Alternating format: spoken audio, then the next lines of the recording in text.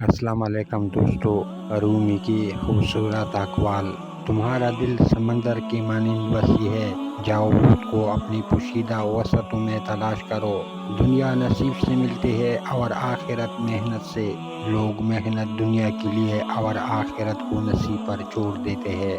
ماں باپ کے ساتھ آپ کا سلوک ایسی کہانی ہے جو لکھتے آپ ہے، لیکن آپ کی اولاد آپ کو پڑھ کر سناتی ہے۔ اللہ تعالیٰ کی طرف سے مصائب تنبیہ کے لیے آتے ہیں، یہ عین رحمت ہوتی ہے تاکہ تجھے غفلت سے بیداری حاصل ہو۔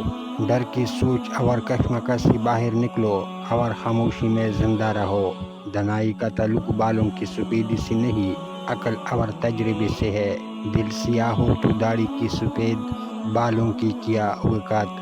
اگر تم خدا کو دیکھنا چاہتے ہو تو اس کا ایک طریقہ ہے کہ تم اپنے دل میں جھانک کے دیکھو، کیونکہ تمہارا دل ایک آئینہ ہے۔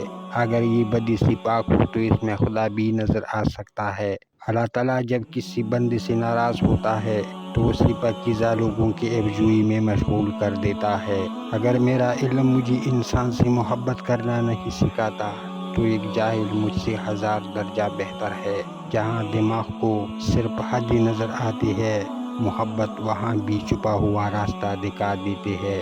جب مشکلات اور پریشانیاں دل میں ڈیرے ڈال دے تو صبر سے کام لو، کیونکہ صبر کی کنجی ہی مسرتوں کے در کھلا کرتے ہیں۔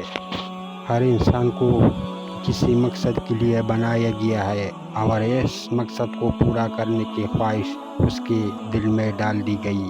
جس چیز کو تم غلطی سے خزانہ سمجھ رہے ہو، یعنی لذتی دنیا کے خیال میں، تم حقیقی خزانہ کو ہاتھ سے کھو رہے ہو۔ برداشت کے کانوں سے سنو، رحم کے آنکھوں سے دیکھو اور محبت کی زبان سے بات کرو۔ شفاعت کے وقت سرکار دو عالم صلی اللہ علیہ وآلہ وسلم کے الفاظ کی خوشبو گناہگار کے لیے جاں فضا ہوگی۔